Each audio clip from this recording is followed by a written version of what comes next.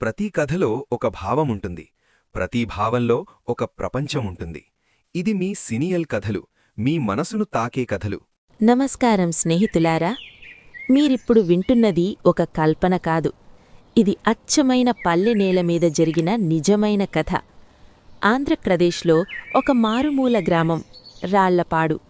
నల్లమట్టి పొలాలు, కొబ్బరి తోటలు, మంచినీటి చెరువు, చీకటి పడగానే దీపాలు వెలిగించుకునే ఇళ్ళు. ఈ గ్రామంలో అందరూ పరిచయస్తులే, అందరికీ అందరూ తెలుసు. కానీ ఒక రహస్యం ఈ మట్టి లోపల దాక్కుని ఉంది. దశాబ్దాలుగా ఎవ్వరికీ తెలియకుండా ఒక కుండలో భద్రంగా దాచబడి ఉంది. ఆ రహస్యం ఏమిటి? ఆ కుండ ఎవరిది? దాన్ని బయటపెట్టినప్పుడు ఏం జరిగింది? ఈ కథ మొత్తం వినండి. చివరకు మీరే నిర్ణయించాలి న్యాయం ఎవరివైపుందో. రాళ్లపాడు గ్రామంలో ఒక కుటుంబముండేది. రాఘవయ్య, వయసు 70, జీవితంలో కష్టమే చూసిన మనిషి. భూమిని ప్రేమించేవాడు. ప్రతిరోజూ ఉదయం పొలం చివర కూర్చుంటాడు. మట్టిని చేత్తో తీసుకుంటాడు. ముక్కు దగ్గర పెట్టుకుని వాసన చూస్తాడు. కళ్ళు మూసుకుంటాడు. అతని కొడుకు కిష్టయ్య పట్నం చదువు చదివాడు. గ్రామానికి తిరిగొచ్చాడు. తండ్రిని ప్రేమించేవాడు. కాని భూమి గురించి తండ్రి చెప్పే మాటలు అర్థమయ్యేవి కాదు.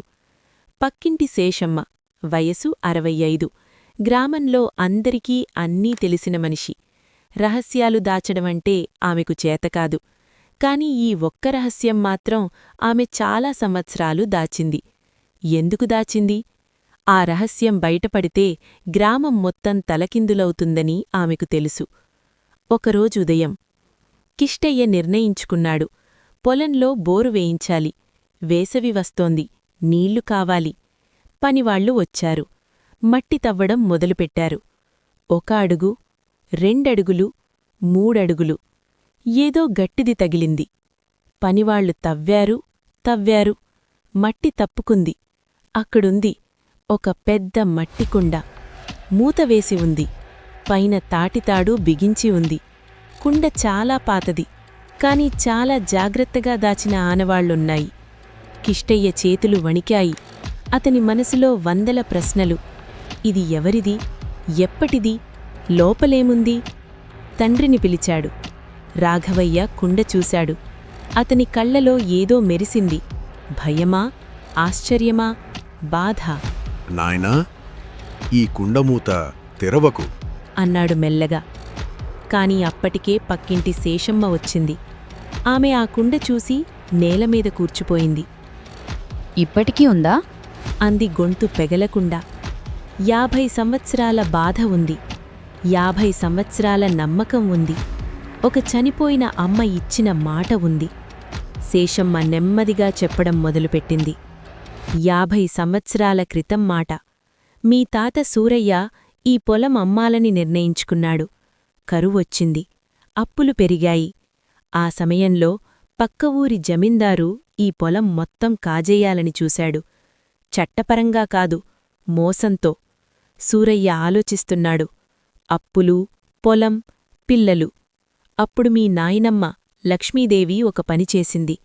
ఆమె దగ్గర ఉన్న నగలన్నీ, తన తల్లి ఇచ్చిన బంగారు గాజులు, కాసులు, మురుగులు అన్నీ ఈ కుండలో వేసింది. ఈ నేలను ఎప్పటికీ అమ్మకూడదు అంటూ ఒక ఉత్తరం రాసిపెట్టింది. కుండ మూసి తానే స్వయంగా ఇక్కడ పాతింది. శేషమ్మ ఆగింది. కళ్ళు తుడుచుకుంది. మీ నాయనమ్మ చనిపోయే ముందు నాకు చెప్పింది, శేషమ్మ, ఒకరోజు మా వాళ్లకు కష్టమొస్తే ఈ నగలు వాళ్లకు సాయపడతాయి, కాని పొలం మాత్రం అమ్మద్దు చెప్పు అని. ఆ మాట నా గుండెలో దాచుకున్నాను 50 సంవత్సరాలు. రాఘవయ్య కళ్లలో నీళ్లు నిండాయి. కిష్టయ్య మాట్లాడలేకపోయాడు. అందరూ ఊపిరి బిగబట్టారు. కిష్టయ్య నెమ్మదిగా తాటితాడు విప్పాడు. మూత తీశాడు. కుండలో నగలున్నాయి. 50 సంవత్సరాల తర్వాత కూడా మెరుస్తున్నాయి. పైన ఒక వస్త్రంలో చుట్టిన కాగితం ఉంది. కిష్టయ్య జాగ్రత్తగా విప్పాడు. అక్షరాలు మసగగా ఉన్నాయి, కాని చదవగలిగాయి. నా పిల్లలకు, మనవలకు ఈ నేల మన ప్రాణం. నగలు అమ్ముకోండి, అప్పులు తీర్చుకోండి, కాని ఈ మట్టి విడవకండి. మీ అమ్మ నగల కంటే మీరు ముఖ్యం. మీ పొలం మీ వేళ్ళు. లక్ష్మీదేవి. రాఘవయ్య ఆ కాగితాన్ని తన గుండెకు హత్తుకున్నాడు. కిష్టయ్య నేలమీద కూర్చుపోయాడు. ఏడుపు ఆపుకోలేకపోయాడు. శేషమ్మ నవ్వింది. ఆ నవ్వులో నీళ్లు కూడా ఉన్నాయి. వార్త గ్రామం మొత్తం పాకింది. ఒక్కొక్కరూ పొలం దగ్గరికి వచ్చారు. పెద్దవాళ్ళు, చిన్నవాళ్ళు, పిల్లలు అందరూ ఆ కుండ చూశారు. ఆ ఉత్తరం చదివారు. ఒక పెద్దమనిషన్నాడు, ఈ పల్లెలో అమ్మల ప్రేమ మట్టిలో దాగుంటుంది. మనం మరిచిపోయినా మట్టి మరిచిపోదు. ఆ రోజు గ్రామంలో ఒక నిర్ణయం జరిగింది. నాయనమ్మ ఈ నగలు మనకోసం దాచింది.